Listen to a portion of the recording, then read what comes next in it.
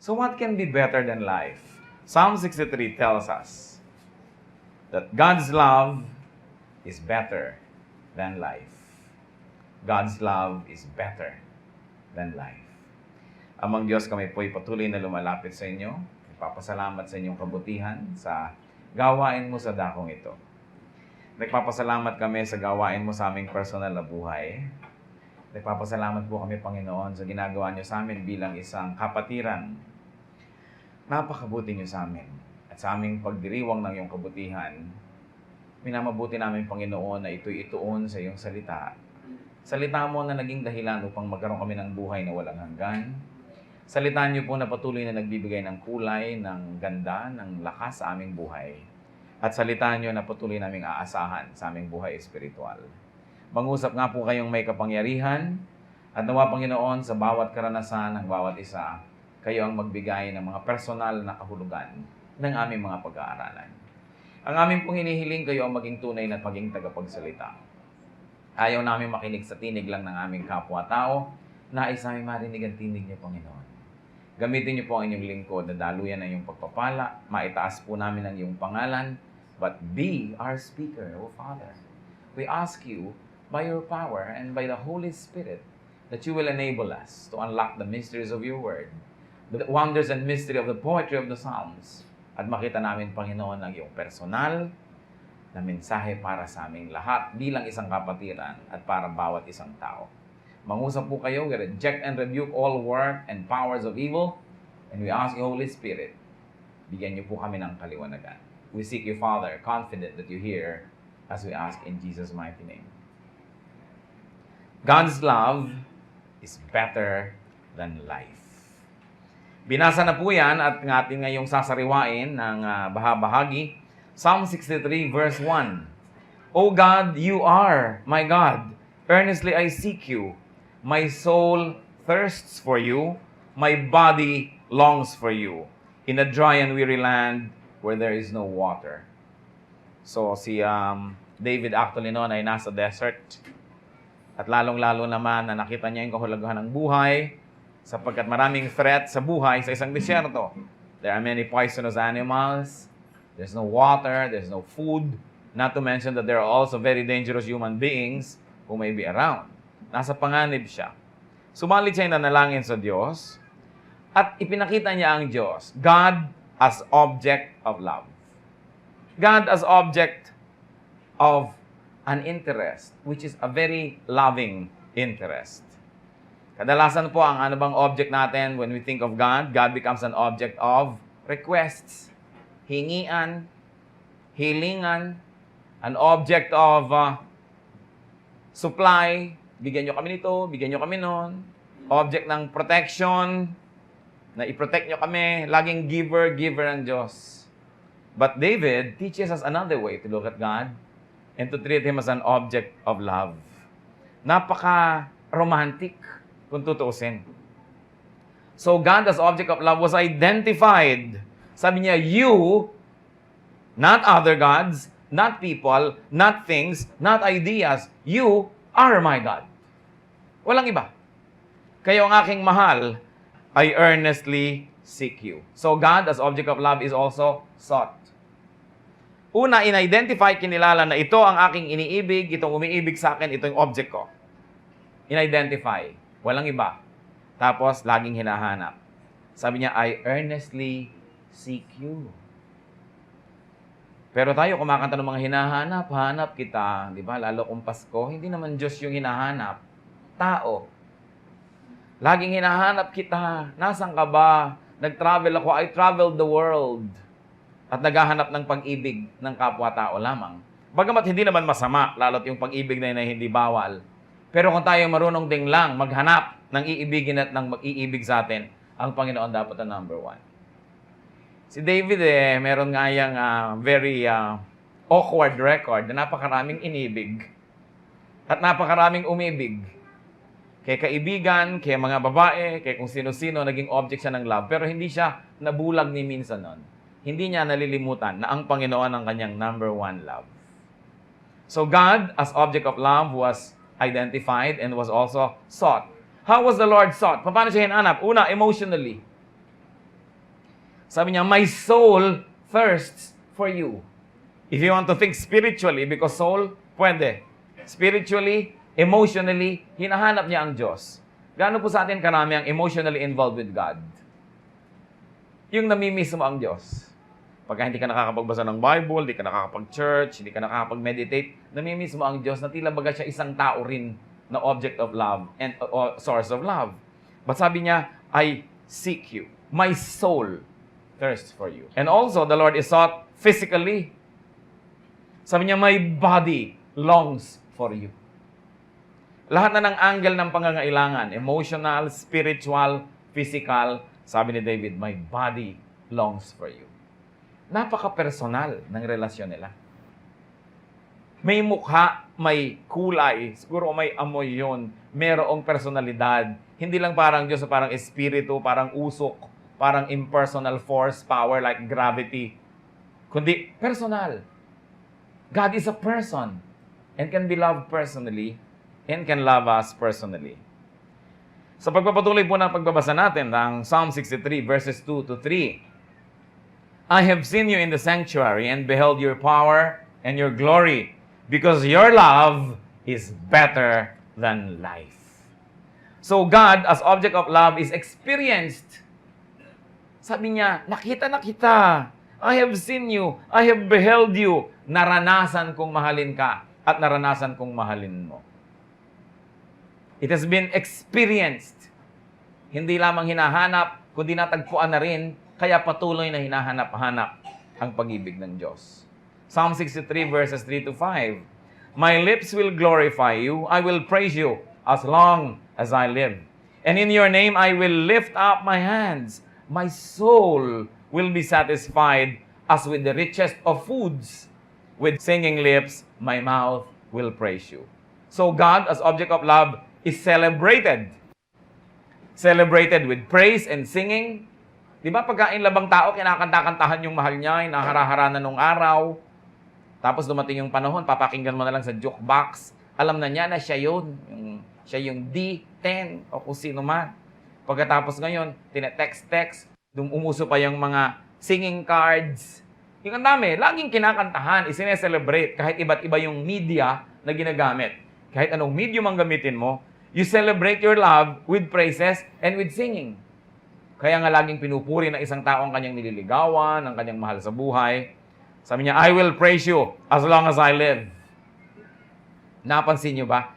I will praise you as long as I live. Hindi as long as I am healthy, as long as I am wealthy, as long as I am happy, as long as I am successful. Hindi. As long as I live. No matter what the condition of my life is.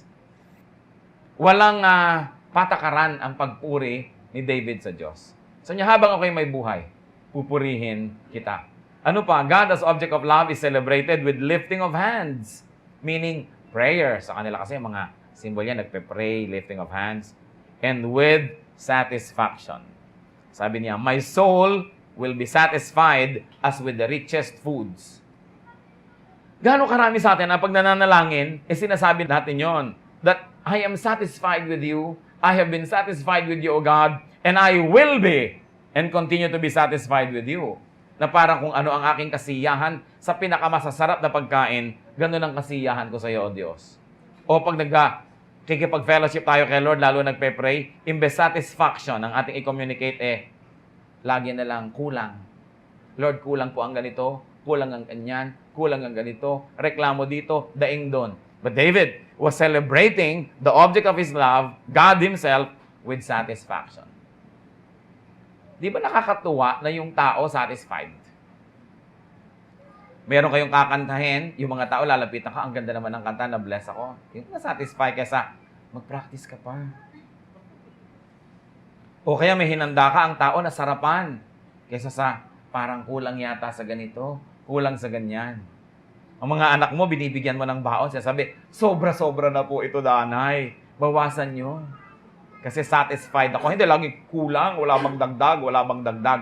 Ang mga tao, laging ganoon, puro kulang, kulang, kulang at kulang. Kung paano nagrereklamo yung mga anak sa magulang, yun namang asawa, nagrereklamo din doon sa asawa, kulang ang pag-ibig mo, kulang ang pagtingin mo, kulang ang budget, kulang ang sweldo, puro kulang. So pagharap natin sa Diyos, puro kulang. David teaches us how to love God and how to continue to love Him to celebrate satisfaction. Kasi alam niyo, pag lagi tayo nagrereklamo, totoo mat hindi yung nirereklamo natin, lumalayo na yung loob natin doon sa pinagrereklamuhan natin. Kasi ang na-emphasize, yung kulang. Ang na-emphasize, ang napapadiin masyado, yung kapos. Tayo kawawa naman. So tuloy yung pag-iibigan hindi nagiging sweet. Isipin nyo, kahit mag-asawa, pag nag-umpisa na magreklamuhan against each other, nababawasan na yung tamis ng kanilang samahan. Ang na-emphasize, yung negative. Mamaya yan, sobrang lumaki na, naghiwalay na.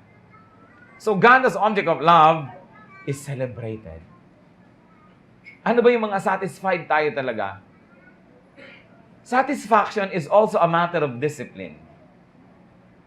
Satisfaction is not a matter of volume of how much we get, but how much we teach ourselves to learn, to enjoy, and to be happy with, and to be contented with what we get. Some people want to get what they want, and there are people who want what they get. Natututo silang maging satisfied. Sumasaya sila. So God also, as object of love, is remembered and thought of. Inaalala, naiisip. Sabi niya, I think of you all through the night. Naiisip ba natin ng Diyos buong gabi? Sabi pa na ibang version, all through the watches of the night. And there are 4 watches of the night, no? First watch, second watch, third watch, kaya may mga fourth watch. Yung mga magbubukang liwayway na yon, mag-uumaga na. Sabi niya, I think of you. In my bed, I toss and think of you. Pagka ba kayo pabiling-biling sa inyong higaan, sinong iniisip nyo? Kung sino-sino ang iniisip. Minsan nobyo, minsan nobya, kung minsan naisip mo yung asawa mo, kung minsan asawa pa ng iba ang naiisip ng iba. Kaya lalong nababalisa. Ang mga kanta nating, di na makatulog, di pa makakain. Umabot ang marami sa inyo dyan, ha? Pero hindi naman si Lord yung iniisip kung sino nagkakaroon ng tagyawat sa ilong. Panaginip ka. Tao yung sinasabihan nun. Pero tingnan niyo si David, kung paano makipagmahalan sa Diyos. Sabi niya, buong gabi, iniisip ko kayo. At naniniwala ako na hindi lang niya to bola. Totoo, iniisip niya ang Diyos. I think of you all through the night. Naranasan na po ba natin yan, yung buong gabi iniisip mo ang Diyos? At hindi lang dahil may sakit kayo at ino-operahan bukas, Diyos ko po, bigyan niyo ko ng pambayad, sana po magising pa akong muli, matapos magkaroon ng anesthesia. Dahil yan nagkaka-anesthesia, kadalasan nagkaka-amnesia. No? Naaalala nga ang Diyos, pero hingi na naman ang hingi. O reklamo ng reklamo, o nasa panganib, naaalala ang Diyos. Pero yung nasa comfort ka of your home, of your bedroom, and you are in the comfort of your bed, and you're thinking of God, and glorifying Him, and thanking Him, and your heart is full of thanksgiving, and you are full of satisfaction. Yan, Lord, I think of you all night long. Sweet ang relasyon. Psalm 63, verses 7 up to 8. Because you are my help, I sing in the shadow of your wings. My soul clings to you. Your right hand upholds me. So here, God as object of love is recognized. Sabi niya, you are my help. Kayo at walang iba. Hindi tulad na naman ng awit ng iba, you are my life. Pero tao yung kausap, you are the sunshine of my life. Tao na naman yung kausap, you are my everything. Kaya pag ginawa natin lagi yan, pag iniwan tayo, anong nangyayari ngayon? Nakatulala, nawawala sa sarili, nakatingin sa lumulubog na araw. Kasi tao ang ginagawang number 1 sa buhay. Can you imagine the disaster that awaits those whose first love are people? Pag ating first and foremost love ay tao, maghanda-handa na kayong umiyak. Kasi iiyak kayo eh. Una, yung taong yan, baka biguin kayo. Baka kayo pagtaksilan. Baka mahal kita, mahal mo siya, mahal niya ay iba. Masakit yun. O kaya ang tapat-tapat din sa inyo ng tao, ang buti-buti, ang husay-husay, di lalo niyong namahal, biglang namatay. Di iiyak din kayo. Kasi iniiwan tayo ng tao, either ayaw na sa atin, iniwan tayo, o gusto pa tayo, pero namatay, di nawala rin. Kawawa naman yung tao na ang number one niyang mahal, ang kanyang number one love and lover, ay tao rin. Dapat mga pangalawa, pangatlo lang yan. Una, ang Diyos. Bakit? Kasi hindi naman nagtataksil ang Diyos kahit kailan. At hindi naman siya namamatay. Minsan lang ginawa ni Lord John, tama na. No? Hindi na mamamatay pang muli at namatay man sandali lang. Kaya nakakatiyak tayo na yung pinaglalagakan natin ng ating puso, kaya niyang hawakan yung puso natin dahil una, mahal niya tayo, tapat siya, at siya'y makapangyarihan, hindi niya tayo sasadyaing iwan, at hindi rin siya kukuhanin sa atin ng tadhana dahil sa yung Diyos. Yung tao na Diyos ang kanyang number one na mahal, at pinapayagan niya ang Diyos na mahalin din siya, yan yung tao na nakakaranas ng kapayapaan, yan ang tao na nakakaranas ng kaligayahan, at yan ang tao na hindi na insecure o natatakot sa hinaharap. Dumating man at umalis ang mga tao sa ating buhay, ang mga Anthony at Cleopatra, ang mga Romeo at Juliet, ang mga Goryeo at Tekla, di ba? Ang mga Rico yan at mga kung sino-sino na Claudine. Stable tayo kasi yung number one natin, hindi natitinag, hindi naiiba, hindi nawawala. Kaya sabi ni David, talagang, your love is better than life.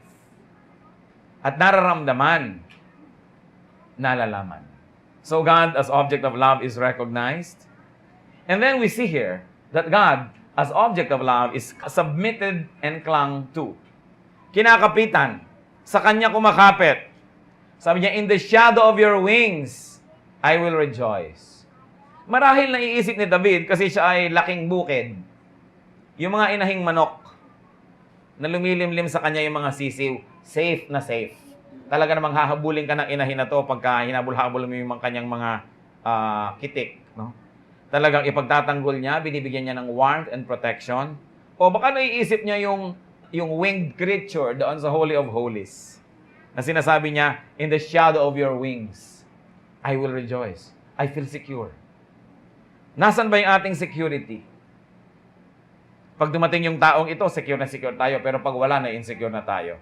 Yan ang mahirap kung sa tao umaasa.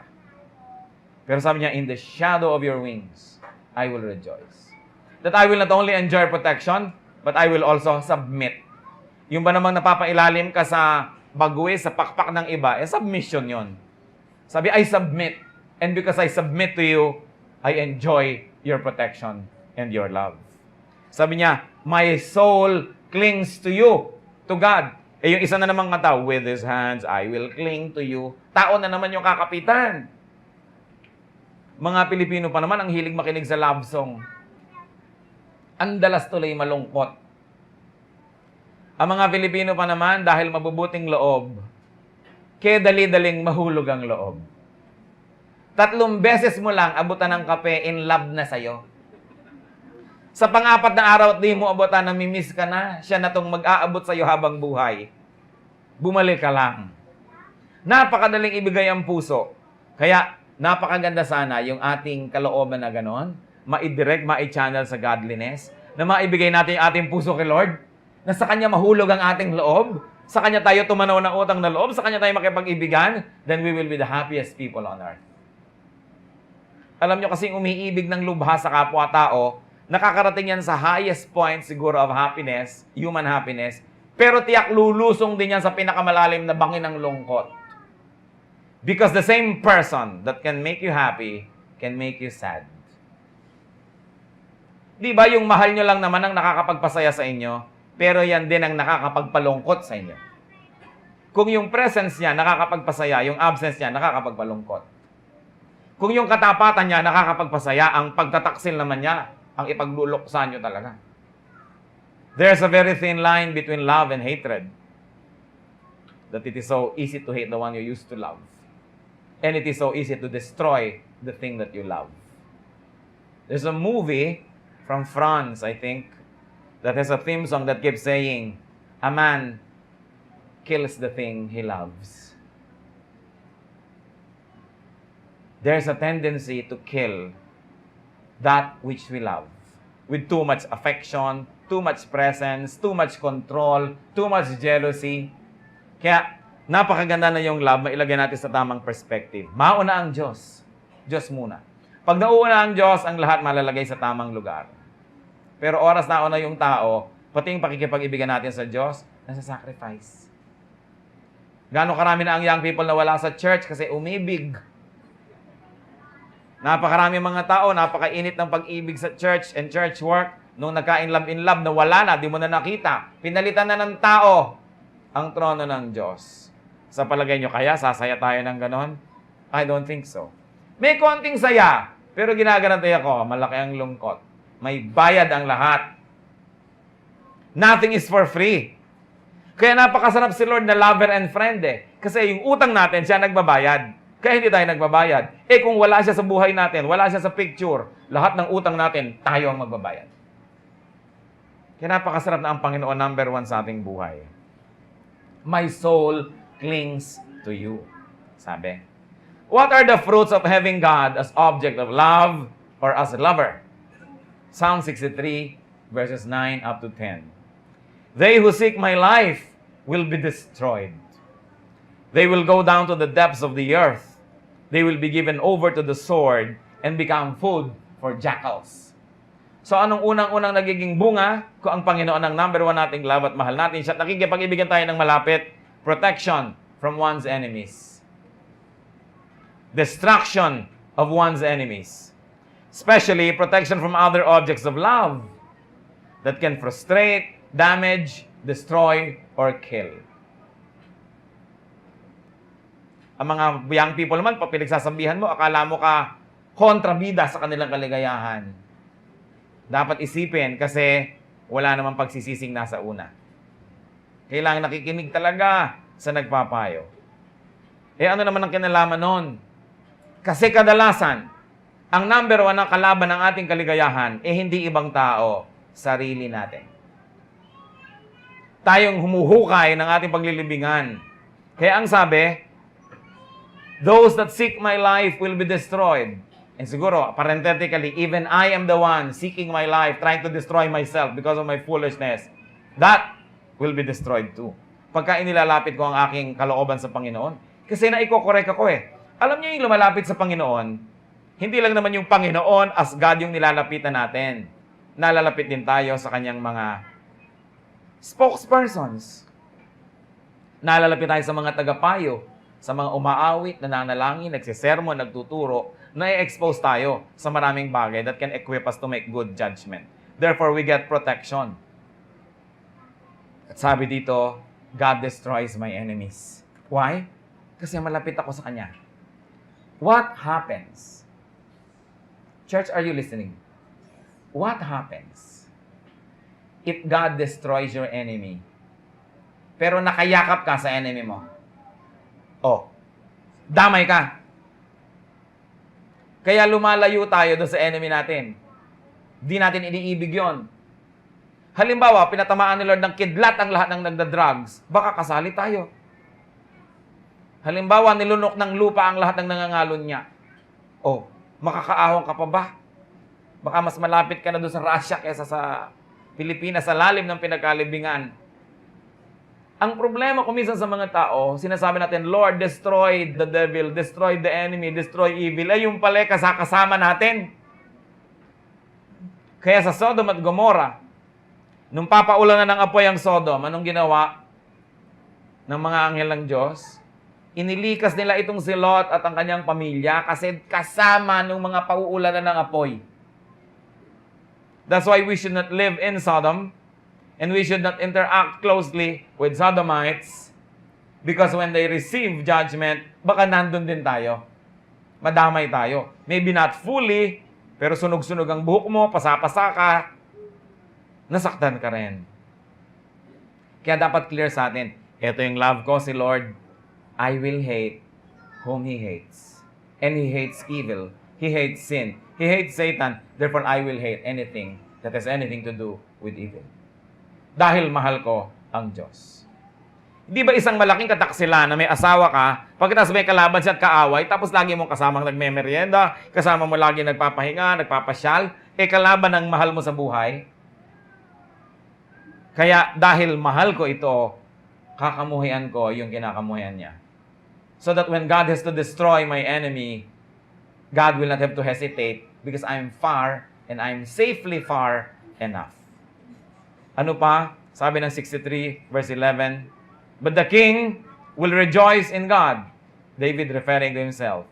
All who swear by God's name will praise Him, while the mouths of liars will be silenced. A wonderful, wonderful song or poem. Psalm 63. At ano pa ang fruit of having God as object of love? Rejoicing. Sabi niya, but the king will rejoice in God. Tanong, kung walang rejoicing sa buhay ng isang tao, anong wala? Anong kulang? Kulang yung love affair with God. Because our love affair with God brings about rejoicing.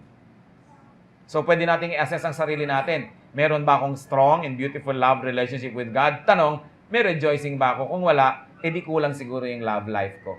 Love life with the Lord.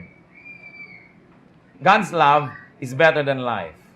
God as object of love, as giver of love, and as lover, must be identified, sought, experienced, celebrated, remembered, recognized, submitted, and clung to. Each of those which we have already discussed.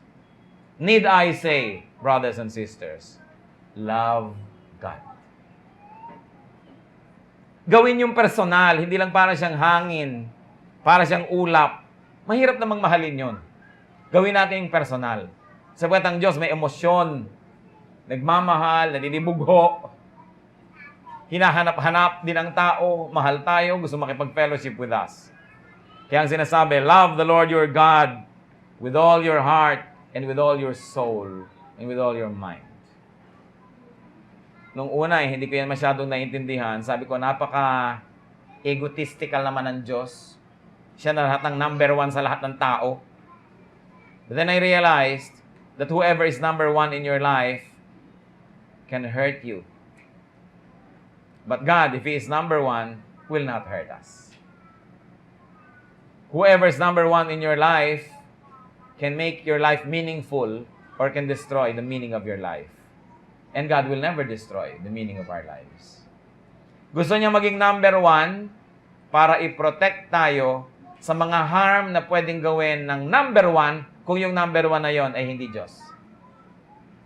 Kaya kung yung mga tao, number two, number three, dumating at umalis sila, magkamalit hindi, nalulungkot tayo, nasasaktan, pero manageable because our number one is still there. Meron pa rin tayong center.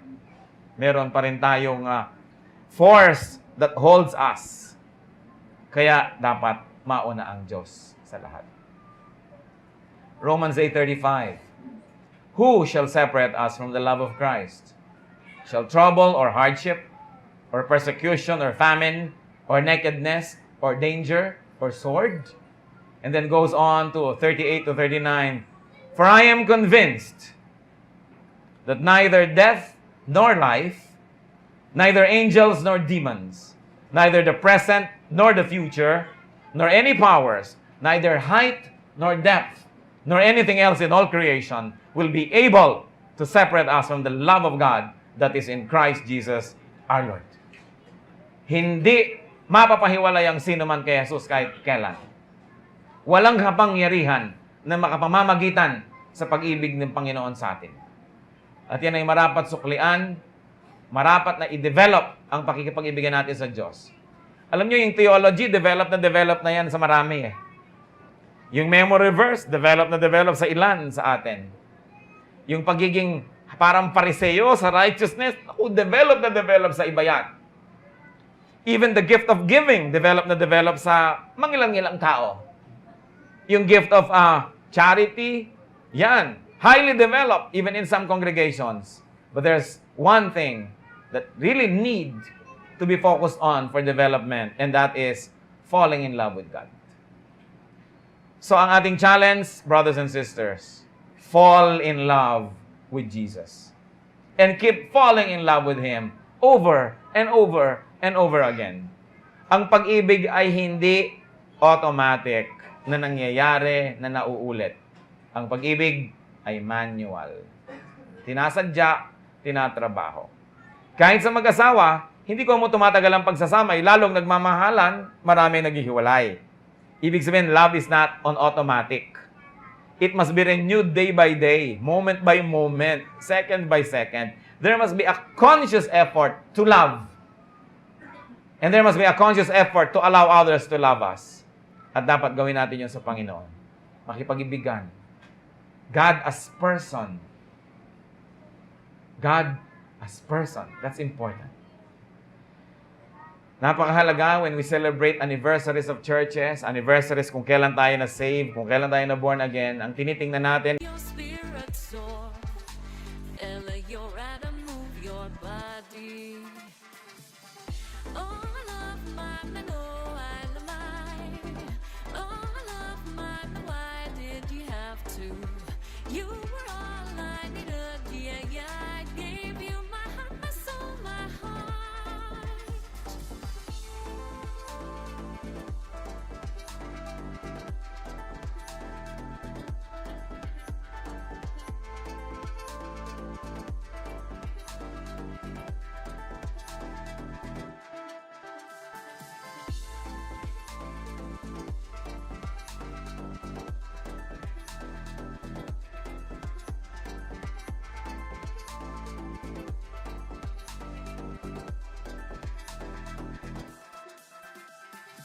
Never thought I'd find love like this. Never thought I'd be waiting. Move your body, let your spirit soar.